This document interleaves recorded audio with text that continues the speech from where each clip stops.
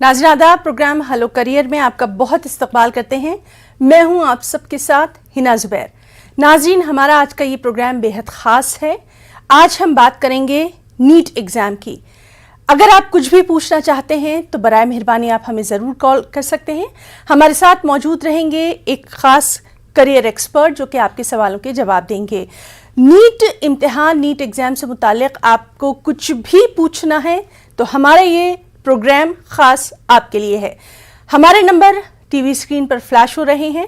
जब आप हमें कॉल करें तो बराए मेहरबानी अपने टीवी की आवाज़ बिल्कुल बंद कर दें ताकि आपकी बात हमारे जो करियर एक्सपर्ट हैं उन तक पहुंच जाए। चलिए प्रोग्राम की शुरुआत करेंगे। सबसे पहले हम आपका तारुफ करवाते हैं, इंट्रोडक्शन करवाते हैं। हमारे साथ आज मौजूद हैं बहुत ही ख़ास मेहमान, प्रोफेसर रेहान खान सूरी साहब, pro vice chancellor, Delhi skill and entrepreneurship university यानी DSEU से। प्रोफेसर रेहान खान सूरी साहब, बहुत बहुत आपका वेलकम करना चाहेंगे, इस्तकबाल करना चाहेंगे अपने खास प्रोग्राम हेलो करियर में। शुक्रिया।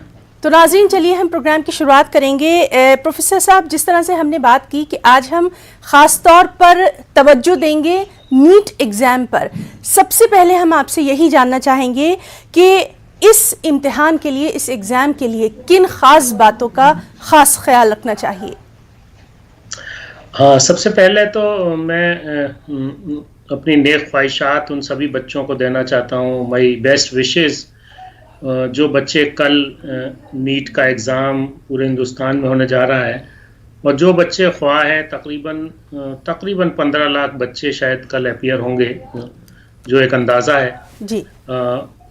तो मेरी उन सबको बहुत ही मेरी नेक ख्वाहिशात। उन बच्चों ने बड़ी मेहनत की है और आगे वो अपने करियर में जाना चाहते हैं, लेकिन कुछ चीज़ें बहुत ज़रूरी होती हैं कि जब कोई भी आप इस तरह का एग्ज़ाम देना चाहते हैं, और ख़ास तौर से ये इस तरह के एग्ज़ाम्स हैं, नीट है, JEE है, जहाँ पर आपके लिए बहुत सारी ख़ास तौर से कुछ ख्याल रखने की चीज़ें होती हैं जब आप एग्ज़ाम में जा रहे होते हैं। तो मैं यहाँ भी ये बताना चाहूँगा कि आपको एक तो ये देखना है कि सबसे पहले जो गाइडलाइंस आती हैं, अभी 2 तरह की गाइडलाइंस हैं। पहले भी गाइडलाइंस आया करती थी, इंस्ट्रक्शंस आती थी एग्जामिनेशन के लिए, लेकिन अभी एक और चीज़ ऐड हो गई है, वो है कोविड प्रोटोकॉल जी। तो कोविड प्रोटोकॉल की जो गाइडलाइंस हैं वो, उसके अलावा जो नॉर्मल गाइडलाइंस हैं, वो दोनों गाइडलाइंस मिला के सबसे पहला काम आप ये करें कि आप जो भी इंस्ट्रक्शंस हैं, जो गाइडलाइंस उसमें आपके एडमिट कार्ड के साथ दी हुई हैं, वो ज़रूर पूरी अच्छी तरह से पढ़ें, सुकून से बैठें और उसे पढ़ें, उसमें देखें क्या लिखा हुआ है। ये देखिए बहुत छोटी सी चीज़ है वैसे तो, और बहुत बार हम इस चीज़ को काफ़ी ओवरसाइट कर देते हैं कि हाँ हमें तो पता है कैसे जाना है, हमने तो, लेकिन आपको, अगर आपने पिछले साल भी दिया और आप इस साल भी दें तब भी आपको पढ़ना चाहिए, और पहली बार दे रहे तब भी पढ़ना चाहिए। और इस चीज़ को गांठ बांध लें कि कभी भी कोई भी एग्जाम दे तो उसका इंस्ट्रक्शन बहुत प्रॉपरली पढ़ें। हो सकता है उसमें आपके 2-3 मिनट या 4 मिनट या 5 मिनट लगें जी, लेकिन वो वर्थ है उस पर स्पेंड करना, और पहले स्पेंड करना चाहिए। एक बात। दूसरी ये है कि जहाँ जहाँ ज़रूरत है, एक जगह आपके पेरेंट्स की सिग्नेचर की ज़रूरत होगी, आपका फोटोग्राफ लगना है, एक पोस्ट कार्ड साइज़ का फोटोग्राफ लगेगा, एक पासपोर्ट साइज़ का फोटोग्राफ लगेगा, और वो फ़ोटो भी वो होने चाहिए जो आपने अपने फॉर्म में फिल किया करते वक्त आपने लगाया था। तो इसका ख्याल रखें। उस पर 2 जगह सिग्नेचर्स होने, जो सिग्नेचर आपको in the presence of invigilator करने, वहाँ पर जाकर करने। तो इसका सब बहुत ही ख्याल रखते हुए पहले से सारे प्रिंट आउट्स निकाल के रख लें, क्योंकि कल जब आप जा रहे होंगे तो पता नहीं क्या हालात हों। और ख़ास तौर से दिल्ली और अतराफ़ के लोगों के लिए एक बात मैं और कहना चाहता हूँ कि दिल्ली में बहुत हैवी रेन है आज, काफ़ी पानी, वाटर लॉगिंग है बहुत सारी जगह पे जी। और जिस तरह से एक एडवाइजरी है कि कल भी हो सकता है ज़्यादा बारिश हो, तो इसका ज़रूर ख्याल रखें कि आप वक्त से कम आधा घंटे 1 घंटे पहले निकल जाएं, जिससे कि आपको कोई तकलीफ ना हो। तो ये तो वैसे नॉर्मल चीज़ें हैं, इसका पढ़ाई से कोई ताल्लुक नहीं है, लेकिन क्योंकि नीट एग्ज़ाम एक बहुत ही अहम एग्ज़ाम होता है, बहुत आपका फोकस, कंसंट्रेशन चाहिए। जी जी बिल्कुल, आपने ठीक कहा और इन बातों का ख़ास ख्याल रखना इसलिए भी ज़रूरी है क्योंकि ओवरऑल ये पूरे आपके जो इम्तिहान जब आप दे रहे हैं उस वक्त बहुत अहमियत के हामिल होते हैं। रेहान खान सूरी साहब, हम आपसे ये भी जानना चाहेंगे, अक्सर हमने देखा है कि इम्तिहान से ठीक पहले जो रात होती है, यानी आज की रात की अगर हम बात कर लें तो हम सब इस दौर से गुजरे हैं, हम सब ने उस फोबिया को महसूस किया है। ख़ास तौर पे इस तरह के जब एग्ज़ाम्स होते हैं जैसे कि नीट है या इस तरह के बड़े एग्ज़ाम्स, उससे पहले अपना पूरा मेंटल लेवल हम, और ख़ास तौर पर यहाँ मैं वालिदैन के लिए भी आपसे कुछ सजेशंस ज़रूर चाहूँगी। बहुत अच्छी बात आपने कही। देखिए, इस वक्त मैं तो ये कहूँगा कि बहुत सारे बच्चे, एक तो बड़ा एंजाइटी होती है, प्रेशर होता है, स्ट्रेस होता है, नर्वस होती हैं बच्चे। आज के दिन पढ़ाई नहीं करनी चाहिए, बच्चों को आराम करना चाहिए और अपने जहन को आराम देना चाहिए, क्योंकि आपने जो पिछले 2 साल 4 साल तैयारी की है, आपने पढ़ाई की है 12 साल, जाहिर है एक बच्चा 12वीं क्लास करता है, उसके बाद आप ये देखें कि पिछले काफ़ी दिनों स्ट्रेस में रहे हैं ड्यू टू पेंडेमिक। तो इस वक्त एक दिन के लिए आप पढ़ाई को छोड़ दें। अब आप बिल्कुल पढ़ाई करने की ज़रूरत नहीं है कोई, क्योंकि आपको हमेशा ये लगेगा कि कोई चीज़ रह गई है, कोई चीज़ छूट गई है, मैं थोड़ा सा और पढ़ लूँ, मैं थोड़ा सा और पढ़ लूँ, उसकी कोई लिमिट नहीं है जी। तो इसका सबसे अच्छा तरीका ये होता है कि एक तो आप बहुत ज़्यादा आपको कुछ पढ़ने की ज़रूरत नहीं है, और उसके अलावा आप जल्दी सोएं, और चाहे आपको नींद आए ना आए आप लेट जाएं, आंखें बंद कर लें। और दूसरी जो सबसे अहम चीज़ है वो ये है कि अपने सारा जो आपको कल सामान लेकर जाना है वो आज रात में सब सेट कर लें। अपना प्रिंट आउट है, सारा एडमिट कार्ड का प्रिंट आउट है, उसके अलावा जो जो चीज़ें ले जानी है, लाइक उसमें जो परमिशन होती है, क्या 50 ml का हैंड सैनिटाइज़र आप लेके जा सकते हैं। इसके अलावा आपकी जो ग्लास बॉटल है वो ट्रांसपेरेंट होनी चाहिए। तो ये सब चीज़ों का बहुत ख्याल रखें। उसके अलावा कपड़े, जो ख़ास तौर से बच्चियों के लिए मैं कहना चाहूँगा कि ज्वेलरी बिल्कुल भी पहन के ना जाएं, उसमें फ्रिस्किंग होती है जब आपकी मेटल डिटेक्टर से, तो कुछ परेशानी हो सकती है। उसके अलावा बड़े बटन जिन कपड़ों में होते हैं वो ना पहने आप, और इसी तरह से बच्चे जूते जो होते हैं मोटे सोल के वो ना पहने। ये सब चीज़ें बेसिकली वो हैं जिस पर ऑब्जेक्शंस हो सकते हैं आपके, क्योंकि वहाँ पर जो उसके नॉर्म्स हैं, बहुत बड़ी बड़ी पॉकेट्स की पैंटें ना पहने बच्चे, ट्राउजर्स ना पहने, ये इसका ख्याल रखें। और पेरेंट्स के लिए ख़ास तौर से कहूँगा कि बहुत ज़्यादा बच्चे को प्रेशर नहीं, उसे रिलैक्स करें, उससे कहें तुमने बेटा बहुत अच्छी तैयारी की है, आपने जितनी तैयारी की है वो बहुत अच्छी है, अब आपको रिलैक्स रहना है और आराम से देना है। जो होगा वो ठीक है, वो तो जो होगा वो होगा, वो आप उसको आप चेंज नहीं कर सकते। तो आपको सुकून से, जाहिर है ऑलमाइटी से दुआ करनी है, बिल्कुल बिल्कुल, और आपको सुकून से एग्जाम, बच्चे को थोड़ा आपको काम करना है, और कोशिश यही करें कि थोड़ा वक्त से पहले जाएं जिससे कि स्ट्रेस ना बढ़े। जी बिल्कुल सही आपने ये बात कही है, और आपसे हम इसी तरह से अहम जो मालूमात है वो अपने स्टूडेंट्स के लिए, तालिब इल्मों के लिए और उनके जो सरपरस्त हैं उनके लिए लेते रहेंगे। अब हम बात करना चाहेंगे अपने एक कॉलर से।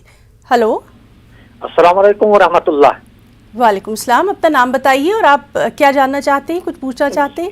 जी जी जी, हमारे बेटे ने अलीगढ़ मुस्लिम यूनिवर्सिटी से MA उर्दू किया है, आगे क्या करना ठीक रहेगा उनके लिए? जी देखिए, उर्दू एक अपने आप में बहुत ही अच्छा एक MA का प्रोग्राम उन्होंने किया है, और लैंग्वेज का प्रोग्राम है। लैंग्वेज प्रोग्राम, कोई भी लैंग्वेज हो, हर जगह उसका एक कोई ना कोई बेनिफिट होता है, लेकिन डिपेंड ये करता है कि बच्चा करना क्या चाहता है। होता ये है कि हम लोग जब कोई भी लैंग्वेज करते हैं तो ये लगने लगता है कि अब इसी लैंग्वेज में काम करना है सिर्फ। ऐसा नहीं है।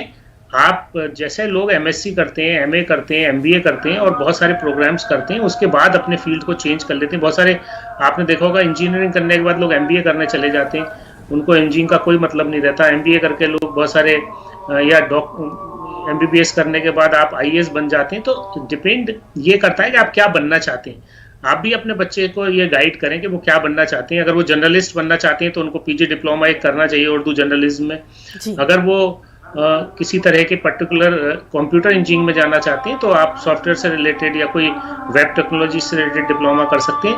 तो ज़रूरी नहीं है सिर्फ आप, अगर आपने लैंग्वेज कर ली तो आपको लैंग्वेज में ही पढ़ाई करनी है या पढ़ाना है। आपके पास बहुत सारे ऐसे ऑप्शंस होते हैं, आपको वो ऑप्शन सोचने चाहिए। अगर आपको टीचिंग में जाना है तो आपको एमफिल करना चाहिए। आपको अब तो एमफिल खत्म हो गया न्यू एजुकेशन पॉलिसी में, आप पीएचडी करें, आप बच्चे से कहें नेट अपना दे और खूब अच्छी तरह से तैयारी करें और आगे अपना कोर्स बनाएं। जी बहुत शुक्रिया आपका। और चलिए बात करने की कोशिश करते हैं एक और कॉलर से। Hello hello. तो नाज़रीन, आप हमें कॉल कर सकते हैं। आप अपने करियर से रिलेटेड या अपने बच्चों के करियर से रिलेटेड कुछ भी जानना चाहें, कुछ भी पूछना चाहें, हमारा ये ख़ास प्लेटफॉर्म सिर्फ आपके लिए है। चलिए हम अपने ख़ास मेहमान से बातचीत के सिलसिले को भी आगे बढ़ाएंगे। प्रोफेसर रेहान खान सूरी साहब, जिस तरह से अभी आप बेसिक चीज़ें हमारे तमाम जो तालिब इल्म हैं उनको बता रहे थे, यहाँ पर एक और बात हम आपसे जानना चाहेंगे कि अक्सर जब हम वहाँ पर अपनी शीट फिलअप करते हैं, शीट भरते हैं, कई बार रोल नंबर या फिर अपना नाम, इसमें भी अगर कहीं कुछ गलती हो जाए, उस वक्त के लिए आप क्या कुछ मशवरा देना चाहेंगे? क्योंकि वहाँ पर हमारी मदद के लिए टीचर्स भी मौजूद रहते हैं, जो आसपास सारे लोग रहते हैं, तो घबराएं ना, क्या करें उस वक्त? बिल्कुल, आपने मेरे ख्याल से सवाल और जवाब दोनों ही कर दिए, क्योंकि जब आपके पास वहाँ इन्विजिलेटर्स मौजूद होते हैं, कोई भी आपसे गलती हो तो आप इमीडिएटली उनको अप्रोच करें और उनसे बात करें। घबराएं ना, अपने आप कोई कटिंग ना करें, पहले से उनको बुलाएं, उनसे पूछें, फिर वो जैसा गाइड करें वैसा करना चाहिए, क्योंकि किस तरह की गलती हुई है ये तो उसी वक्त पता चलेगा। तो बेहतर यही है कि आप अपने किसी भी जो भी आपके क्लासरूम में इन्विजिलेटर्स हैं उनसे बात करें। जी। और सर, हम आपसे ये भी जानना चाहेंगे कि नीट के एग्ज़ाम की जब हम बात कर ही रहे हैं या इस तरह के बड़े एग्ज़ाम की जब हम बात कर रहे हैं, तो मेंटल प्रिपरेशन यानी दिमागी तौर पे हमें कब से इसकी तैयारी करना चाहिए? किस क्लास से, किस उम्र से, इसका कुछ गाइडेंस आप देना चाहेंगे? नहीं, बहुत अच्छा आपने कहा। देखिए, जिन बच्चों को भी, अब मैं आपको थोड़ा सा इसके स्कोप के बारे में बात करते हैं हम। देखिए, जो बच्चे हमारे मेडिसिन में जाना चाहते हैं, मेडिकल लाइन में जाना चाहते हैं, हेल्थ केयर लाइन में जाना चाहते हैं, हॉस्पिटल लाइन में जाना चाहते हैं, या कोई भी अलाइड हेल्थ सर्विसेज में जाना चाहते हैं, उनको एक 11th और 12th में बायोलॉजी एज ए सब्जेक्ट लेना होता है, यानी कि फिजिक्स, केमिस्ट्री और बायोलॉजी स्ट्रीम से पढ़ना होता है। तो आपको अगर कभी भी, जब जनरली ये फैसला मेरे हिसाब से आपको 9वें में कर लेना चाहिए कि हमें किस तरफ जाना है, क्योंकि आप 9वें में अगर कर लेते हैं तो आपके पास एक जहन तैयार हो जाता है और अब थोड़ा बहुत उसकी तरफ आपका जहन बनना शुरू होता है। लेकिन बहुत सारे केसेस में ये देखा गया है कि इवन जो टॉपर्स भी हैं और टॉप 10 में आने वाले बच्चे हैं जिनकी हाई रैंक्स आती हैं, उन्होंने भी ये कहा है कि हमने 11th से अपनी तैयारी शुरू की, लेकिन 11th क्लास से उन्होंने अपने आप को 100% डेडिकेट कर दिया।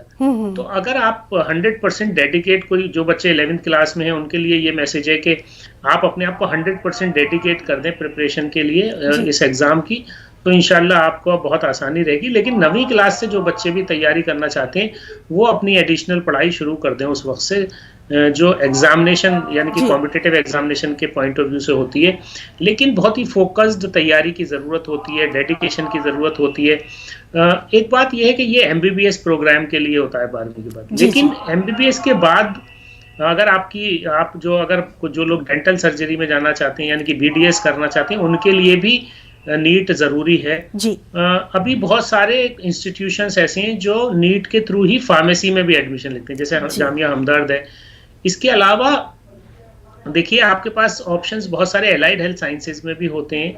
अगर आप कोई भी एलाइड हेल्थ साइंसेज का कोर्स करना चाहते हैं, उसके अलावा अगर आप MBBS के अलावा जो पैथीज हैं, खासतौर से आयुष की अगर हम बात करें, आयुर्वेदा, यूनानी, सिद्धि, इसमें जो आयुष से रिलेटेड जो आपके प्रोग्राम्स है, खासतौर से BOMS की बात अगर हम करें, जिसमें खासतौर से जो लोग उर्दू पढ़े हुए हैं उनके लिए बहुत हेल्पफुल एक प्रोग्राम यूनानी में होता है, BOMS, BAMS होता है जो आयुर्वेदा होता है। इन दोनों की बड़ी एक तरह से they are equivalent to MBBS program. तो जितने भी आपके प्राइमरी हेल्थ सेंटर हैं वहाँ पर आयुष के डॉक्टर्स का तकर्रुर होता है, उनको अपॉइंटमेंट हो सकता है वहाँ पर। तो उसका भी अभी जो है यहाँ इसका यूनानी का मैं बताऊँ, BOMS का यूपी में कॉमन एडमिशन होने लगे हैं, वो भी नीट के मेरिट पर होते हैं। तीसरी बात यह है कि अभी एक बात और हम आपको बता दें कि आयुर्वेदा का इस वक्त फॉर्म आया हुआ है। जो बच्चे BAMS करना चाहते हैं उसका एक अलग प्रोग्राम, अलग टेस्ट होता है, उसकी लास्ट डेट अभी सितंबर के आखिरी हफ्ते में है, तो आप लोग उस पर उनकी वेबसाइट पे जाकर उसको अप्लाई कर सकते हैं। इसके अलावा अगर आप कोई भी जैसे आपका फिजियोथेरेपी आप करना चाहते हैं, ऑक्यूपेशनल थेरेपी, ये भी बड़ा अच्छे प्रोग्राम्स होते हैं जो मेडिकल की लाइन में हैं। जी प्रोफेसर रेहान खानसूरी साहब, तो आपसे हम तमाम तर ज़रूरी मालूमात जानकारी जो है वो अपने नाज़रीन तक पहुंचा रहे हैं। यहाँ पर हम रुकना चाहेंगे एक छोटे से ब्रेक के लिए, कहीं जाइएगा नहीं, चल लौटेंगे।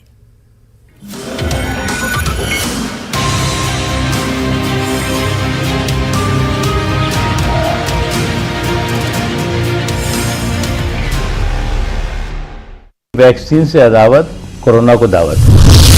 न्यूज 18 उर्दू की खास मुहिम, जिंदगी का यकीन, वैक्सीन।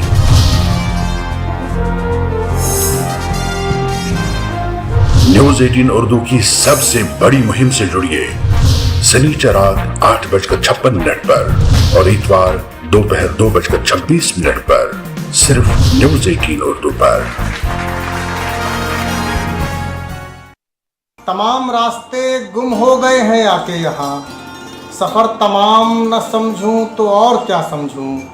वबा जो फैली है दुनिया में इसको कुदरत का, मैं इंतकाम न समझूं तो और क्या समझूं।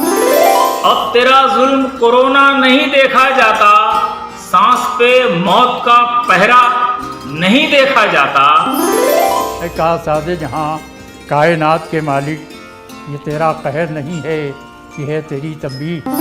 तीसरी लहर के खातिर यारो कमर कसो तैयार रहो, लो वैक्सीन ये गफलत छोड़ो, होशियार बेदार रहो। जिंदगी का यकीन वैक्सीन मुहिम के तहत न्यूज 18 उर्दू का ऑनलाइन मुशायरा देखिए इतवार रात 10:56 पर, सिर्फ न्यूज 18 उर्दू पर।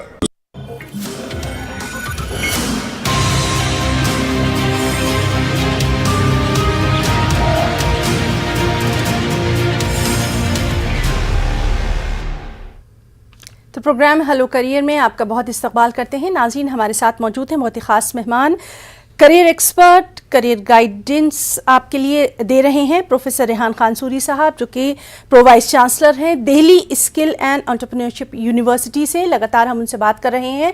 आज हम ख़ास तौर पर नीट एग्ज़ाम के बारे में उनसे कुछ जो टिप्स हैं वो हम अपने नाज़रीन तक पहुँचा रहे हैं। चलिए बात करने की कोशिश करेंगे हम अपने एक और कॉलर से। हेलो हेलो हेलो, अपना नाम बताइए और सवाल करिए। हाँ, आप तक मेरी आवाज आ रही है? जी जी, आप सवाल करिए सर। मैं कश्मीर अनंतनाग से जहूर अहमद हूँ।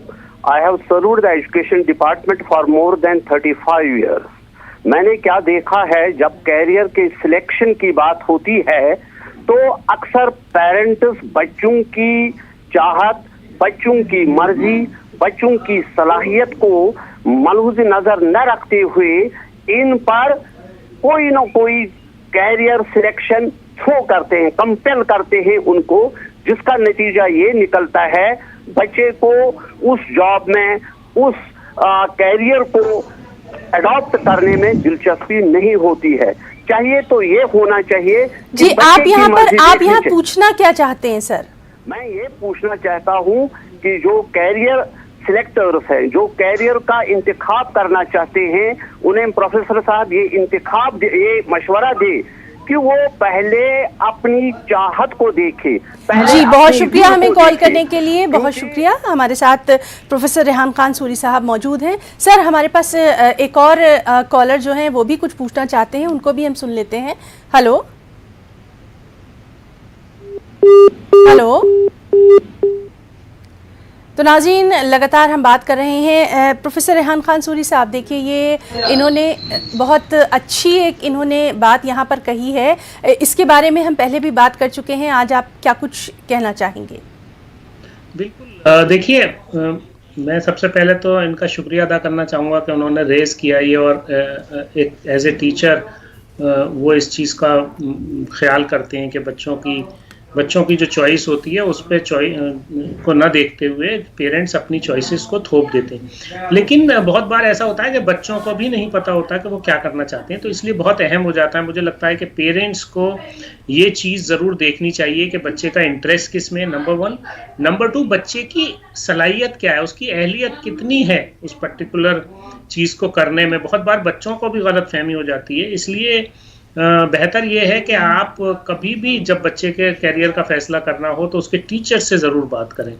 देखिए, टीचर्स वो एक ऐसी शख्सियत होता है बच्चे के लिए, ख़ासतौर से जो बच्चे को बहुत अच्छी तरह से जानता है, उसके इंटरेस्ट को। ख़ासतौर से आप बच्चों के क्लास टीचर्स से बात करें, वो अगर बात करेंगे तो आपको ज़रूर ये निकल के आएगा कि बच्चा किस में अच्छा है, और बच्चा जिसमें अच्छा हो आपको कोशिश ये करनी चाहिए कि बच्चों को उसी तरह से गाइड करें। अगर आपके पास एक्सेस है किसी प्रोफेशनल करियर काउंसलर का या कोई, क्योंकि टीचर एक सबसे अच्छा करियर काउंसलर होता है, लेकिन फिर भी अगर कहीं ऐसा लगता है कि कोई कंफ्यूजन है तो आप एक एक्सपर्ट एडवाइस ज़रूर ले सकते हैं, फ़ोन पर ले सकते हैं। आजकल तो ऑनलाइन बहुत सारे सेशंस होते हैं, तो मुझे लगता है कि ये बहुत ज़रूरी होता है।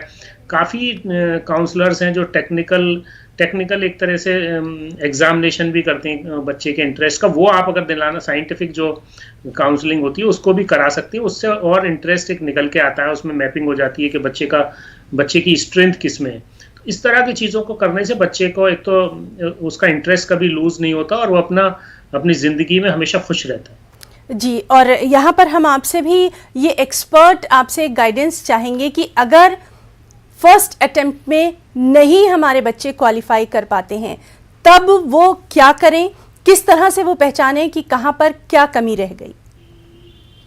देखिए, होता क्या है कि पहला अटेम्प्ट तो जनरली बच्चे देते हैं। वो बच्चों का एक बार होता है कि कुछ बच्चे इसलिए देते हैं कि उनको अपना एक्सपीरियंस करना होता है। बहुत सारे बच्चे बड़ी शिद्दत से तैयारी करके देते हैं। तो डिपेंड करता है बच्चे के अंदर कितना पैशन है उस कोर्स को कुछ करने का या उस एग्जाम को क्लियर करने का। वो पैशन अगर बच्चे में है तो जरूर सेकंड अटेम्प्ट लेना चाहिए, लेकिन बच्चे के मर्जी से सेकंड अटेम्प्ट हो, ना कि बहुत बार पेरेंट्स जबरदस्ती करते हैं कि नहीं एक बार और तैयारी करो, पूरे साल तैयारी करो। अगर बच्चे का इंटरेस्ट और बच्चा खुद कहता है नहीं मैं एक साल और तैयारी करूंगा, तब मुझे लगता है कि बच्चे को ज़रूर चांस देना चाहिए। अगर बच्चे के अंदर कहीं हिम्मत कम हो रही है तो आप ज़रूर ये देखें कि अब कुछ बच्चे होते हैं बहुत क्लोज हो जाती हैं, उनकी मार्क्स से आपको अंदाज़ा हो जाएगा कि बच्चा किस लेवल पे है। अगर आपके पास एक अच्छा नंबर उसने नहीं अटेन किया है तो मुझे नहीं लगता है उसको अगली बार सजेस्ट करना चाहिए। उसको कुछ और ज़रूर टेस्ट करना चाहिए कि बच्चे का इंटरेस्ट हो सकता है कहीं और लाई कर रहा हो, लेकिन अगर वो क्लोज है, उसके अच्छे मार्क्स आए तो ज़रूर अटेम्प्ट करना चाहिए नेक्स्ट। जी बिल्कुल। और आपसे ये भी जानना चाहेंगे सर कि सेल्फ स्टडी कितनी इम्पोर्टेंट आप मानते हैं इस तरह के एग्जाम्स के लिए?